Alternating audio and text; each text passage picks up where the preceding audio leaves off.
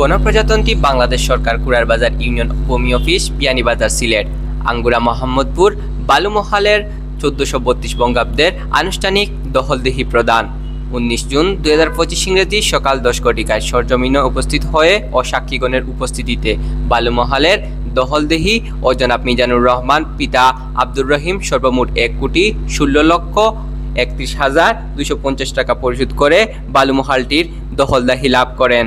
মহলের নাম আঙ্গুরা মোহাম্মদপুর বালুমহাল, মৌজার নাম আঙ্গুরা মোহাম্মদপুর। এই সময় উপস্থিত ছিলেন কুড়ারবাজার ইউনিয়ন ভূমি অফিসের সহকারী কর্মকর্তা গোপাল কৃষ্ণ রায়। আর উপস্থিত ছিলেন স্থানীয় সম্মানিত নেতৃবর্গ। জনাব গোপাল কৃষ্ণ রায়, ইউনিয়ন ভূমি সহকারী কর্মকর্তা, ভারপ্রাপ্ত ইউনিয়ন ভূমি অফিস কুড়ারবাজার বিয়ানীবাজার সিলেট। বিয়ানীবাজার উপজেলার দিন কুড়ারবাজার ইউনিয়ন ভূমি অফিসের অন্তর্গত 57 নং জেল স্থিত আঙ্গুরা মোহাম্মদপুর বালুমহালের 1 নম্বর খাস খতিয়ানভুক্ত 1/1301 দাগের 1 একর 50 শতক ভূমির মধ্যে অবস্থিত আঙ্গুরা মোহাম্মদপুর বালুমহালটি অদ্য আমরা মিজানুর রহমান সাহেবকে এই 1432 বাংলা সনের জন্য 30 চৈত্র পর্যন্ত সময়কালের জন্য ইজারা প্রদান এর দখল দিয়ে ইয়ে করলাম।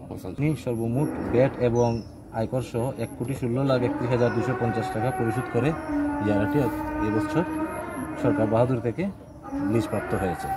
আঙ্গুরা মোহাম্মদপুর বালুমহালটি আমরা জেলা প্রশাসকের কার্যালয় থেকে টেন্ডার মাধ্যমে 1,16,00,000 টাকা ব্যাট ট্যাক্স আদায় করে এবং লেসি প্রদান করে সরকারের কোষাগারে যথাযথ অর্থ জমা দিয়ে আমরা আজকে জেলা প্রশাসক মহোদয়ের অফিস থেকে বিয়ানীবাজারের অ্যাসিলেন্ট অফিসে যে কাগজপত্র পাঠানো হয়েছিল আমাদেরকে যথাযথ স্থান দখল দেওয়ার জন্য, সেই স্থানটি আজকে আমরা দখলে নিয়েছি।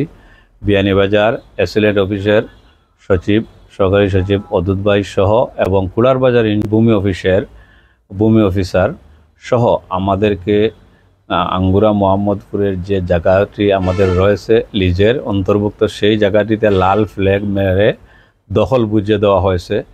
ইনশাল্লাহ আমরা আগামীকাল থেকে সেখান থেকে বালু উত্তোলন করব। আমাদের এখানে যেটা হয়েছে, আপনার এই আঙ্গুরা মোহাম্মদপুর মাদ্রাসা থাকার কারণে অ্যাসিলেন্ট সহকারী সচিব আমাকে সেই মাদ্রাসার স্থান আমাদের থাকা সত্ত্বেও সেখান থেকে দূরে নিয়ে 500 ফুট দূরে নিয়ে আমাদের ফ্ল্যাগটি দিয়েছেন এবং আমাদেরকে মাদ্রাসার সামনে থেকে কোনো ধরনের বালু উত্তোলন না করার জন্য। সেটা আমরাও বলছি, আমরা মাদ্রাসার নিরাপত্তার স্বার্থে আমরা সেখান থেকে কোনো বালু উত্তোলন করব না। একই সাথে আমাদের যে ফ্ল্যাগ রয়েছে সেই ফ্ল্যাগের মধ্যেই আমরা বালুটুকু উত্তোলন করব এবং আমরা এলাকাবাসী সহ সকলের সহযোগিতা কামনা করি।